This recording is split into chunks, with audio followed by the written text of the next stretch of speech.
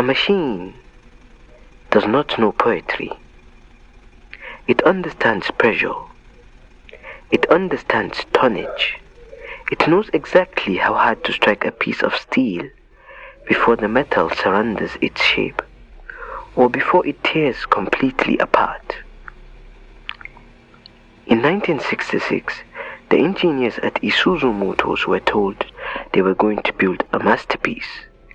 They had commissioned a rising Italian prodigy to design a flagship, a vehicle to prove that a company famous for commercial trucks and utilitarian diesel engines possessed a soul.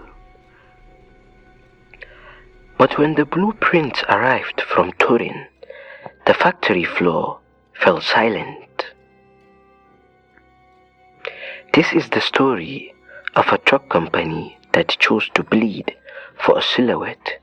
This is the story of the Isuzu 117 Coupe.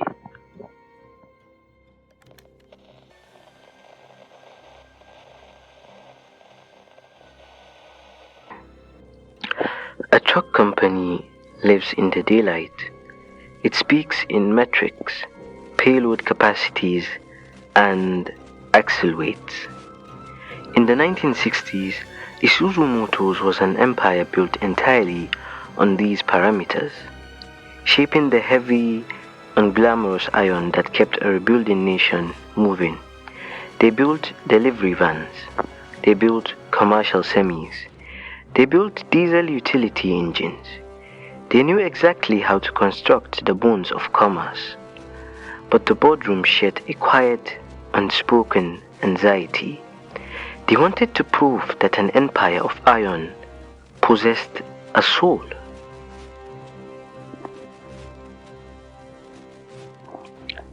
Project 117 was engineered to save the brand's civilian car division.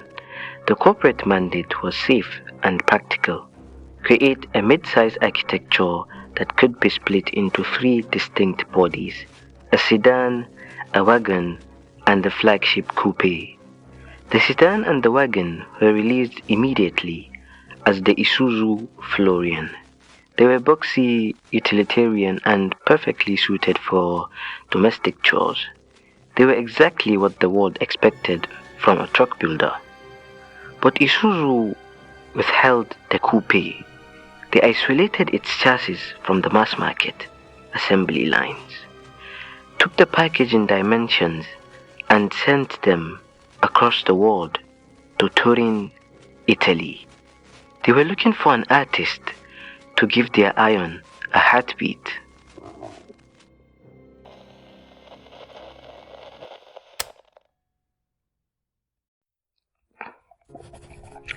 A 28-year-old named Giorgetto Giugiaro answered the brief.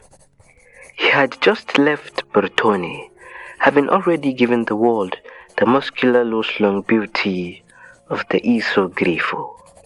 Now it was time for his first major independent assignment, and he did not design with the ledger in mind. He drew an apparition. He gave the car a sweeping fastback silhouette. He specified pillars so impossibly thin they seemed incapable of holding weight, creating a panoramic greenhouse of curved glass. He pulled the steel taut over the rear wheels, creating a subtle hunch that caught the light like a tensed muscle. When the prototype debuted in Geneva, it looked entirely foreign.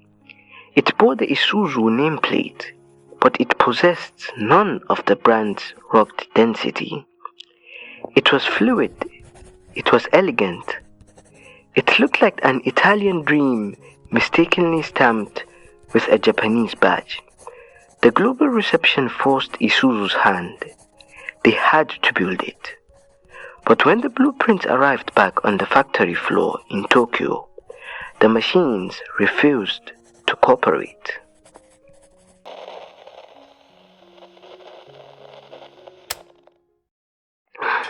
Japanese industrial stamping presses in 1968 were brutal instruments designed for mass production.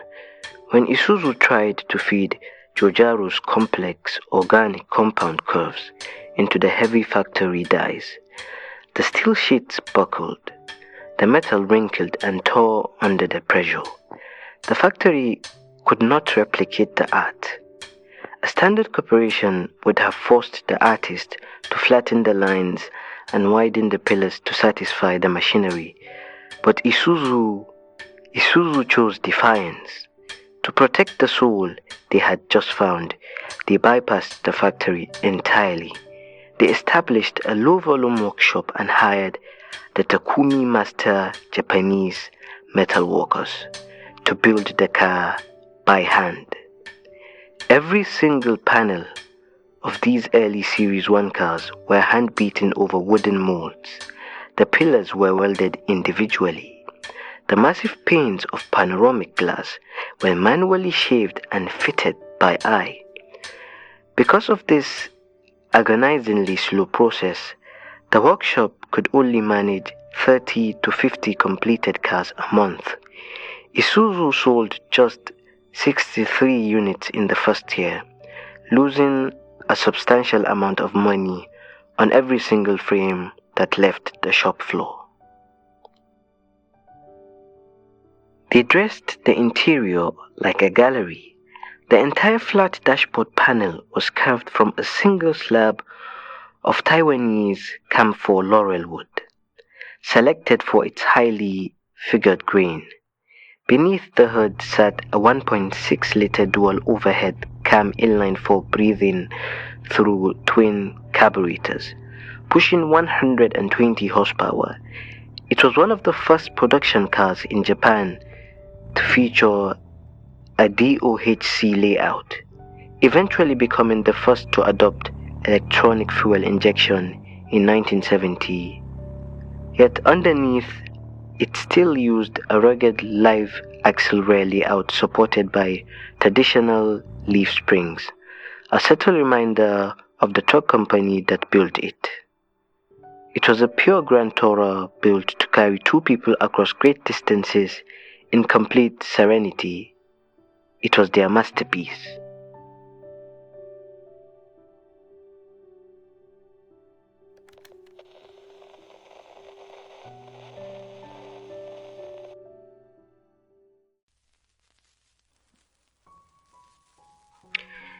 A truck company cannot lose money on a silhouette forever.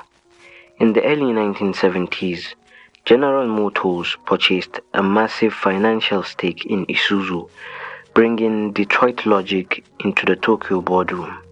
The Americans demanded profitability, volume, and standardized efficiency. By 1973, industrial stamping technology had finally advanced enough to replicate the car's complex shape. The artisans were dismissed, and the 117 Coupe was pushed onto a standard automated assembly line. Production numbers skyrocketed into the thousands, but the compromise had begun. To survive in a changing, cynical decade, the car adapted. It allowed its ornaments to be systematically stripped away.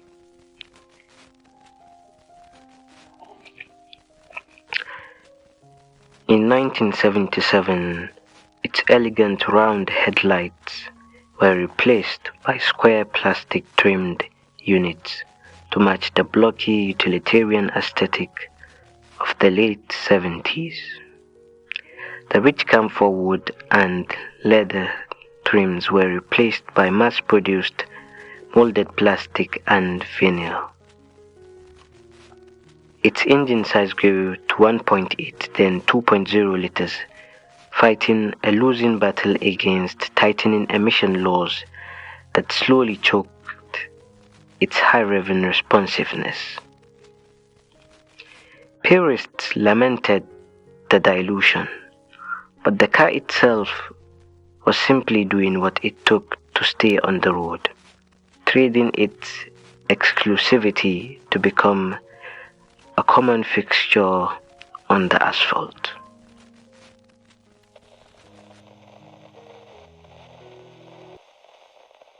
The ultimate irony came in 1979. In a desperate bid to cope with fuel crisis and leverage Isuzu's commercial roots, the company pulled the high-revving petrol engine and dropped a heavy 2.2-liter diesel motor in its bay. It became the world's first diesel sports coupe. On paper, it was a mechanical contradiction, an elegant Italian silhouette powered by the loud, low-horsepower lungs of a delivery truck. The grand touring spirit was gone, replaced by a slow, unyielding industrial thrum. The soul of the car had been fully reabsorbed by the truck company. It had put on the work clothes of its family just to keep its wheels spinning until its time ran out.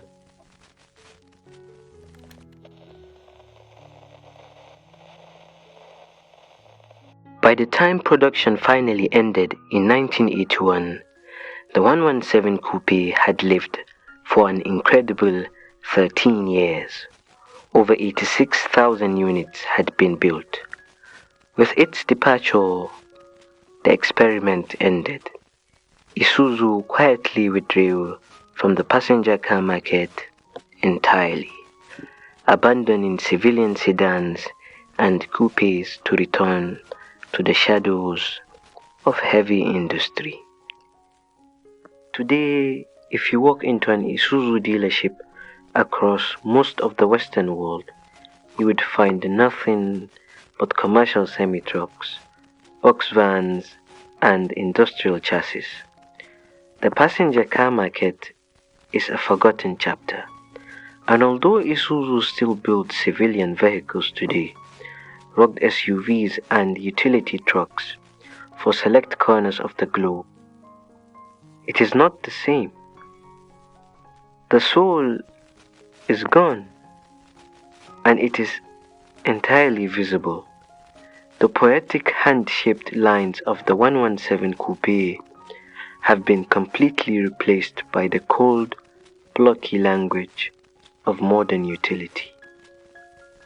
But for 13 years, the truck company proved what it set out to prove.